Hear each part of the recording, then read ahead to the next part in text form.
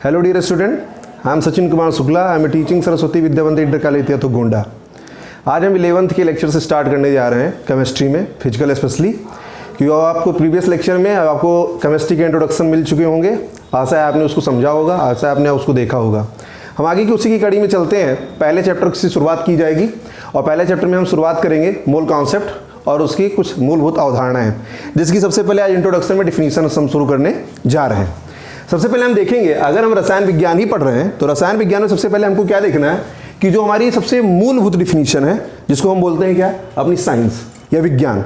तो विज्ञान की डिफिनीशन अगर हम देख रहे होंगे तो अब जैसे आप बहुत सारी डिफिनीशंस पढ़े हैं, आप कक्षा 8 में पढ़े, 9 में पढ़े, 10 में पढ़े, फिर 11th में आए हैं, तो आपने पढ़ा है विज्ञान की एक सिंपल सी डिफिनीशन पढ़ी कि किसी विषय का सुव्यवस्थित सुसंगठित एवं क्रमबद्ध ज्ञान विज्ञान कहलाता है। सुव्यवस्थित सुसंगठित एवं क्रमबद्ध ज्ञान विज्ञान होता है। ये लगभग हर विषय के लिए एप्लीकेबल माना जाता है, जिसमें सुव्यवस्थित होना, सुसंगठित होना एवं क्रमबद्ध तो चलना ही पड़ेगा भाई, वो तो आपके लिए जरूरी होता है। आगे की ओर अपने स्टैंडर्ड को बढ़ाते हुए मैं विज्ञान की दूसरी परिभाषाओं से आपको अवगत करवा रहा हूं, जिसमें आपको पहली परिभाषा इंट्रोडक्शन में मिलेगी कि किसी परिघटना अथवा वस्तु के विषय, प्रयोग, प्रेक्षण तथा उसके व्याख्या के द्वारा पूर्ण ज्ञान प्राप्त करने की विधा विज्ञान कहलाती है। ध्यान सुनिएगा, आप जैसे बोलते हैं कि किसी विषय का सुव्यवस्थित सुसंगठित एवं क्रमबद्ध ज्ञान विज्ञान कहलाता है, ये आपको रटा हुआ है, इसको आपने समझा है, आपने इसको ठीक से पढ़ा है। लेकिन अब जैसे जैसे आपका स्तर बढ़ रहा है वैसे परिभाषाएं भी आपकी क्या होंगी, अपने स्तर को प्राप्त करेंगी। तो पहले क्या लिखा है कि किसी परिघटना अथवा वस्तु के विषय, प्रयोग, प्रेक्षण। देखिएगा, विषय, प्रयोग, प्रेक्षण, यहां से मतलब कहने का यह है कि आप जैसे लेके चलेंगे, बात करेंगे हम किसके, विषय के बारे में। जिस भी विषय के बारे में पढ़ रहे हैं, चाहे लैब में हो चाहे आउट ऑफ लैब हो, जैसे केमिस्ट्री में है तो हम लैब में अगर परीक्षण कर रहे हैं तो लैब में भी चलेगा, अगर उसके बाहर भी है तो बाहर भी आपको लैब उसमें परीक्षण करना पड़ेगा। तो कहा गया किसी परिघटना अथवा वस्तु के प्रयोग, उसके द्वारा प्रेक्षण। देखिए, 3 शब्द बहुत इंपॉर्टेंट है। किस विषय के रूप में, किस विषय के साथ में आप उसका प्रयोग कर रहे हैं, ध्यान से देखिएगा कि किस विषय के बारे में आप उसका प्रयोग कर रहे हैं और उस प्रयोग के द्वारा आपको कौन सा परिणाम प्राप्त हुआ, किसके द्वारा, प्रेक्षण के द्वारा, और किस प्रकार का ज्ञान, पूर्ण ज्ञान। कौन सा ज्ञान, पूर्ण ज्ञान, आपकी क्या कहलाएगी, विज्ञान कहलाएगी। आशा आपको समझ में आया होगा कि किसी परिघटना अथवा वस्तु के विषय, प्रयोग, प्रेक्षण तथा उसके व्याख्या द्वारा पूर्ण ज्ञान प्राप्त करने की विधा विज्ञान कहलाती है। अब उसी के हम आगे आते हैं, हम पढ़ रहे हैं अपनी केमिस्ट्री में, तो बोलेंगे कि रसायन विज्ञान किसे कहते हैं। रसायन विज्ञान शब्द से ही आपको अलग है कि रसायन का मतलब ही क्या हो गया। आप केमिकल्स के बारे में बात करेंगे, उसके द्वारा होने वाली घटनाओं के बारे में बात करेंगे, उसके द्वारा किए गए प्रयोग के बारे में बात करेंगे, उसके द्वारा प्राप्त प्रेक्षण के बारे में बात करेंगे, और प्रेक्षण के द्वारा जो हमको निष्कर्ष प्राप्त होता है वो हमारी रसायन विज्ञान में आती है। देखते हैं कैसे। बोला जाएगा कि रसायन विज्ञान विज्ञान की वह शाखा है, ध्यान से देखिएगा, रसायन विज्ञान विज्ञान की वह शाखा है जिसमें पदार्थों के संगठन का मतलब कंपोजिशन की बात हो रही है। फिर आप बात करेंगे इसके गुण, क्वालिटीज के बारे में बात करेंगे, और उसमें होने वाली चेंजेस। भाई केमिकल है तो केमिकल अगर होगा तो उसमें चेंजेस जरूर होंगे, आफ्टर रिएक्शंस, बिफोर रिएक्शन, उसमें चेंज जरूर होना है। तो बताया जाएगा क्या कि रसायन विज्ञान की वह शाखा जिसमें पदार्थ के संगठन, गुण तथा परिवर्तनों का अध्ययन किया जाता है। देखिए, आप परिवर्तन से ही हर चीज का निर्माण होता है, अगर परिवर्तन नहीं होगा तो आपको नए उत्पाद प्राप्त होने वाले नहीं है। यह सार्वभौमिक सत्य है, ये कि यूनिवर्सल ट्रूथ है कि अगर आपके उत्पाद में किसी प्रकार का परिवर्तन नहीं हो रहा है तो किसी भी प्रकार के नए प्रोडक्ट का निर्माण नहीं हो सकता है। अब आगे की ओर हम चलेंगे तो हमने क्या बताया कि रसायन विज्ञान की वह शाखा है जिसमें पदार्थों के संगठन, गुण तथा परिवर्तनों का अध्ययन किया गया। अब उसी को हम आगे आधार लेके मानते हैं कि द्रव्य का मतलब मैटर। बोला गया कि संसार के जितने भी पदार्थ बने या संसार एक द्रव्य से ही निर्मित हुआ है, संसार द्रव्य से ही निर्मित हुआ है। अब आगे चलेंगे, बोला जाएगा कि इसका वर्गीकरण में क्या क्या होता है। तो वर्गीकरण में हम अगर बात करते हैं द्रव्य को आधार मानते हुए तो बोलेंगे कि हमारे में पहला क्या है, फिजिकल क्लासिफिकेशन या भौतिक वर्गीकरण। और भौतिक वर्गीकरण जो है वो पदार्थों के आधार पर किया गया। पदार्थ मुख्य रूप से आपके कितने प्रकार के, ठोस, द्रव और गैस, मतलब सॉलिड, लिपिड और गैस होंगे आपके। किसके आधार पर, भौतिक आधार पर, मतलब फिजिकल क्लासिफिकेशन के बारे में बताया गया। तो कितने प्रकार के आपके सॉलिड, लिक्विड और गैसेस होंगे। आपने इनके तीनों की प्रॉपर्टी हमने 10th और 9th में पढ़ी है। अब आगे हम चलते हैं तो बोलेंगे कि केमिकल क्लासिफिकेशन क्या होता है। तो केमिकल क्लासिफिकेशन में अगर हम बात करेंगे तो सबसे पहले हम छोटी यूनिट की बात करेंगे। छोटी यूनिट में अगर हम बात करते हैं with respect to mixture, with respect to compound, तो सबसे पहले बात हम किसकी करेंगे? तत्व की बात करेंगे, तत्व के बाद यौगिक की बात करेंगे और यौगिक के बाद में मिश्रण की बात करेंगे, क्योंकि ये एक तीनों एक दूसरे को क्या कर रहे हैं? अपने आप को पूर्ण करने का प्रयास करते हैं। फिर हम आगे की बात करेंगे कि यौगिक को कैसे कैसे क्लासिफाई किया गया। तो यौगिक में देखेंगे तो यौगिक आपका देखा जाएगा, ये आपके दो प्रकार से डिफाइन होंगे। पहले आपका कार्बनिक यौगिक। कार्बनिक यौगिक का मतलब होता है कार्बन रिच कंपाउंड, जिसके अंदर कार्बन पाया जा रहा हो, उसको क्या कहा जाएगा? Carbon rich compound. और एक जो आपका होता है बोला जाएगा इनऑर्गेनिक कंपाउंड। इनऑर्गेनिक कंपाउंड का मतलब अकार्बनिक रसायन, अकार्बनिक यौगिक, जिसके अंदर कार्बन आपका नहीं पाया, तो मतलब कार्बन को छोड़कर अन्य सभी तत्व या अन्य सभी यौगिकों का अध्ययन हम अकार्बनिक में करते हैं। फिर अगर हम बात करेंगे मिश्रण की, मिक्सचर की बात करेंगे, तो मिक्सचर में अगर देखा जाएगा आपका, तो एक होता है समांगी, जिस समांगी को हम बोलते हैं होमोजीनस मिक्सचर। क्या बोलते हैं?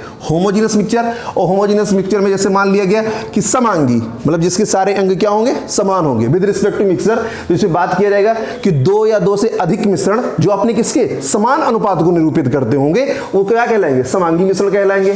फिर हम बात करेंगे विषमांगी मिश्रण की।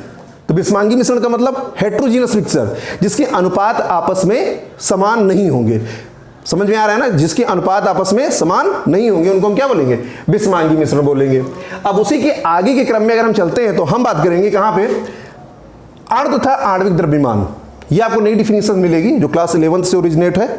आपको इसमें बताना क्या है कि दो या दो से अधिक निश्चित अनुपात या दो या दो से अधिक परमाणुओं का निश्चित अनुपात। आप निश्चित अनुपात किसका लेंगे? परमाणु का लेंगे। दो या दो से अधिक निश्चित अनुपात किसका? परमाणु से बना सूक्ष्मतम इकाई, मतलब उस परमाणु से बनी हुई एक सबसे छोटी इकाई जो अपने स्वतंत्र अवस्था में रहती हो, जो अपनी स्वतंत्र अवस्था में रहती हो। इस प्रकार के विधा को हम क्या कहेंगे? बोलेंगे अणु बोला जाएगा। अणु जो कि बहुत ही छोटी यूनिट क्लासिफाई करेगी आपके एलिमेंट को लेके, कंपाउंड को लेके और मिश्रण को लेके। फिर हम बात करेंगे इसी के आधार पे, तो हम बोलेंगे विषम परमाणविक। क्या बोलेंगे? विषम परमाणविक।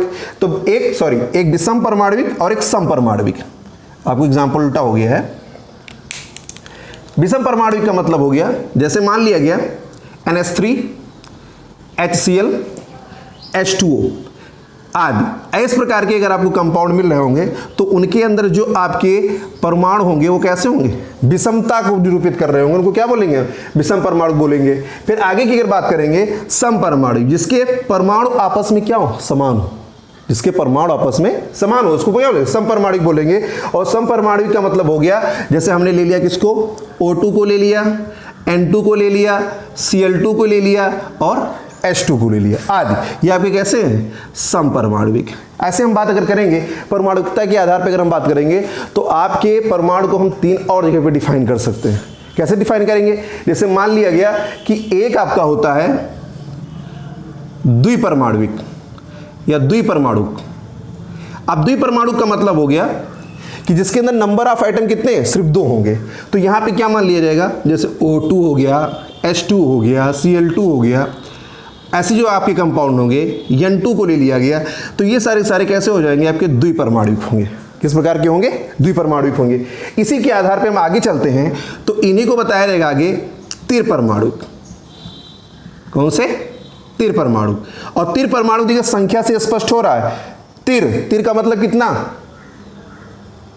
तीन परमाणु जिसमें हो। कितने परमाणु हो? तीन परमाणु हो। जैसे हम मान लिए NH3 को मान लिए, HCl को मान लिए, H2S को मान लिए, तो ये सारे कैसे हैं आपके? सॉरी गलती हो गई यहाँ पे, देखिएगा फिर से। अगर हम मानते हैं त्रिपरमाणुक पे आते हैं तो त्रिपरमाणुक पे बोलेंगे, जैसे आपका O3 हो गया, ये आपके कैसे हो जाएंगे? त्रिपरमाणु। जैसे ओजोन आपके कितने? तीन परमाणु से मिलकर बना हो तो क्या हो जाएगा आपका? O3 टाइप का कंपाउंड जो होगा आपका त्रिपरमाणुक होगा। ऐसे अगर बारे में बात करेंगे आगे बहुपरमाणुक के बारे में बात करेंगे, बहु परमाणु के बारे में बात करेंगे तो जैसे हो गए कितने? मतलब दो या दो से अधिक। तो दो से अधिक कितने? तीन हो सकते हैं। तो यहां पे बात किया गया कितना? NH3 H2S HCl आदि। अगर इस प्रकार के अगर आपके आएंगे तो उनको क्या बोला जाएगा, बहुपरमाणुक बोला जाएगा। आशा आपको समझ में आई होगी कि विषम परमाणु का मतलब हो गया जिसमें परमाणु की संख्या क्या हो, विषम टाइप की हो। अगर सम परमाणुक में आएंगे तो इसमें क्या, परमाणु की संख्या समान हो। द्विपरमाणुक में परमाणु की संख्या 2, त्रिपरमाणुक में कितनी, 3, और बहुपरमाणुक में इन दोनों से क्या हो, अधिक हो। आगे की उसमें आते हैं, फिर हम बात करते हैं आणविक द्रव्यमान की। आगे कड़ी की चलेंगे तो बताएंगे आणविक द्रव्यमान के बारे में। तो आणविक द्रव्यमान की जब बात की जाएगी तो आपको उसमें क्या करना है कि कार्बन और कार्बन का लीस्ट अमाउंट कंसीडर करना है। कार्बन और कार्बन का कौन सा लीस्ट अमाउंट कंसीडर करना है। जैसे किसी अणु का आणविक द्रव्यमान वह संख्या है, किसी अणु का आणविक द्रव्यमान वह संख्या है जो आपको प्रदर्शित करती है, क्या करती है, प्रदर्शित करती है कि एक यौगिक का एक अणु, एक यौगिक का एक अणु कार्बन 12 के एक परमाणु के 1/12वें भाग के कितना गुना भारी है। ध्यान सुनिएगा, थोड़ा आपको टिपिकल लगेगा। कहा जाएगा कि किसी अणु का आणविक द्रव्यमान वह संख्या है, किसी अणु का आणविक द्रव्यमान वह संख्या है जो आपको प्रदर्शित कर रही होगी क्या, कि यौगिक का एक अणु कार्बन किसके 12, मतलब उसका आणविक द्रव्यमान कार्बन का कितना 12 होता है। तो यहां में बताया गया कार्बन 12 के एक परमाणु के 1/12वें भाग से कितना गुना भारी है। अब आगे अगर हम चलेंगे तो आपको डिफिनीशन में से आपका इससे फार्मूला निकलेगा, और फार्मूला आपका क्या निकलेगा, बोला जाएगा कि आणविक द्रव्यमान बराबर, अब आणविक द्रव्यमान बराबर कितना, किसी यौगिक के एक अणु का द्रव्यमान जितना उसका मॉलिक्यूलर मास दिया जाएगा। कहा जाएगा कि 1/12 के 12वें भाग के एक परमाणु के द्रव्यमान के निश्चित अनुपात को उसका क्या कहा जाएगा, आणविक द्रव्यमान कहा जाएगा। आशा आपको समझ में आ रहा होगा कि आणविक द्रव्यमान बराबर क्या होगा कि यौगिक के एक अणु का द्रव्यमान, यौगिक के किसी एक अणु का द्रव्यमान उसके 1/12वें भाग कार्बन के एक परमाणु के द्रव्यमान का जो निश्चित अनुपात होगा वो आपका क्या होगा, आणविक द्रव्यमान होगा। आप दो जगह से परिभाषा निकाल सकते हैं, एक तो आप अपने सूत्र से यहां से परिभाषा निकाल सकते हैं, और एक आप यहां से भी परिभाषा निकाल सकते हैं कि किसी अणु का आणविक द्रव्यमान वह संख्या है जो यह प्रदर्शित करती है कि किसी यौगिक का एक अणु कार्बन 12 के 1/12वें भाग के कितना गुना भारी है। और दूसरा डिफिनेशन आप कहां निकालेंगे कि किसी यौगिक का अणु का द्रव्यमान उसके एक परमाणु के कार्बन 12वें भाग के एक निश्चित अनुपात उसके आणविक द्रव्यमान के बराबर होता है। अब आज आपको 11th के इंट्रोडक्शन की क्लास में मैंने आपको इतना बताया।